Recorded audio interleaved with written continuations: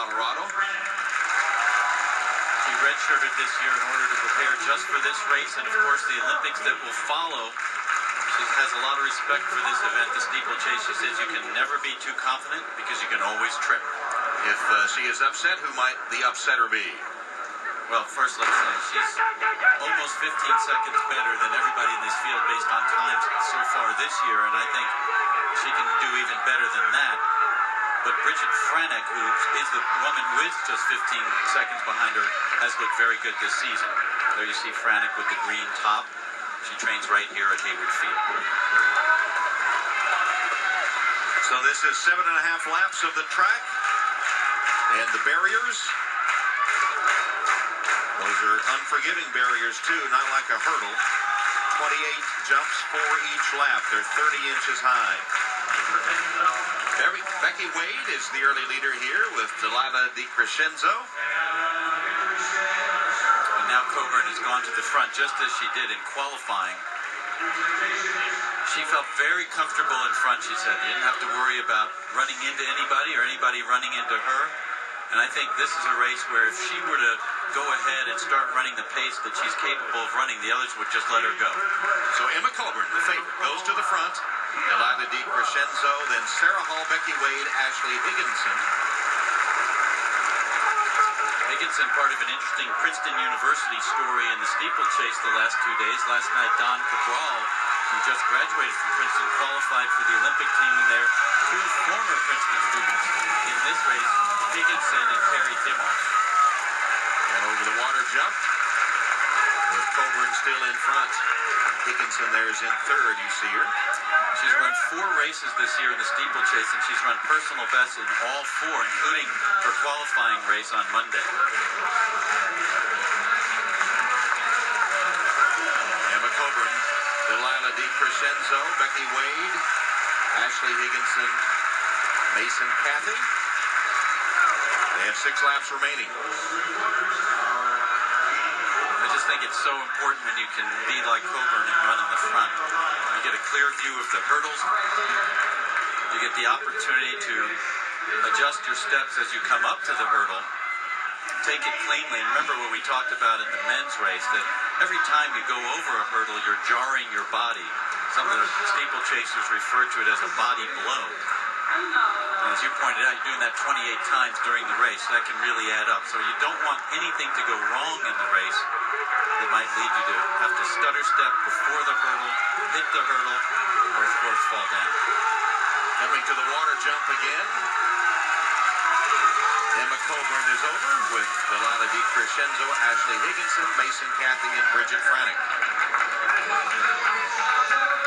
So Emma Coburn continues to lead the women's 3,000-meter steeplechase final. And we'll be back with the conclusion in just a moment. This is top U.S. marathoner. That's the team, Tom. Back to the steeplechase. All right, where the steeplechase has less than 3 laps remaining, and Emma Coburn has opened up some distance on the other competitors. BridgetFranek in second place, Delilah Dicrescenzo in third, then Shalaya Kip, Ashley Higginson, and Sara Hall. Coburn, Franek, and Dicrescenzo, the first 3, all have the A London standard as Coburn goes over the water jump. Kip, who is in fourth currently, does not have the standard. She missed it by 9/100ths of a second. So it's important that she keep moving. They're running under the A standard at the moment. Certainly Coburn is.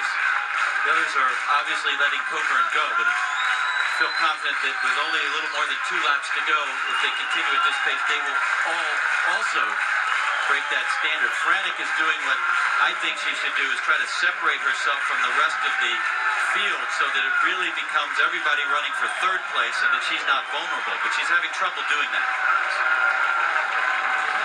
So Kip moves into third now with Coburn having the big lead and Franek in second place, a clear second, and then Kip, Hall, and Dicrescenzo starting to fade. Coburn said it would make a huge difference for her. It would mean a lot if her training partner and teammate Kip could make it onto the Olympic team. Keep your eye on Sara Hall on the left of the screen.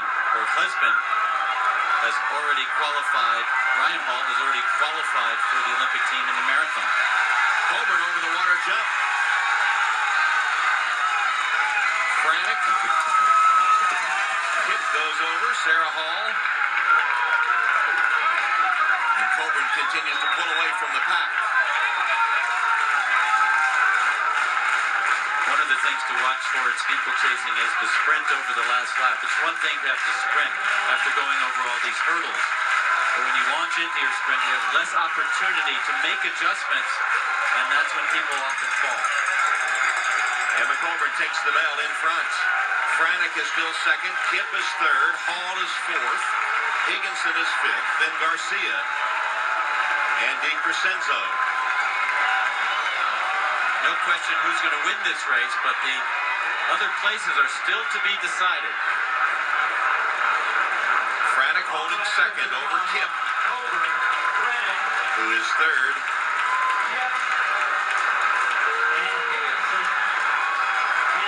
And Ashley Higginson now launching a bid. She moves into fourth place. Franek trying to hold off Kip for second. And Kip goes by to take second. Franek back to third. Higginson is fourth. The big leader, Emma Coburn, who is just now turning for home.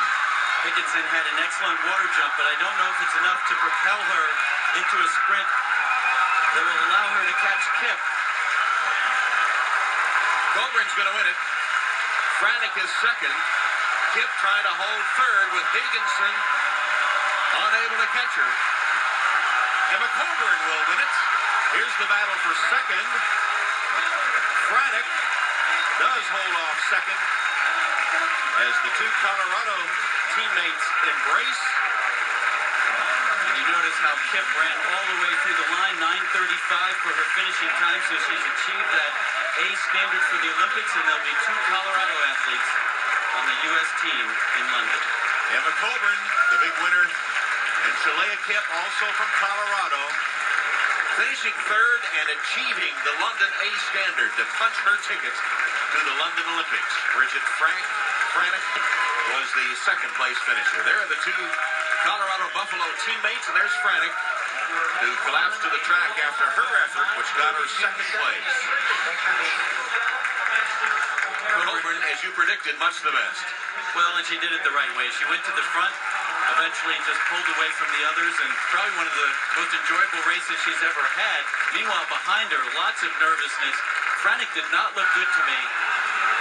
She really looked like she was not going to be able to stay with Kip at one point on that last lap, but she really did well off the last water jump and into the home stretch. As you see Kip take a look behind her to see who might be coming. It was Ashley Higginson behind her. Very good hurdling technique for both women over the last hurdle.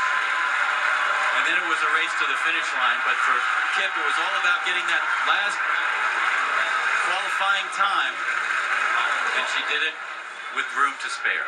Coach Mark Wetmore from Colorado, who put Jenny Simpson on the Olympic team in this event in 2008, puts two women on in 2012. There are the official results, and there is your Olympic team. In fact, the last three NCAA champions comprise the U.S. team. There with Lewis.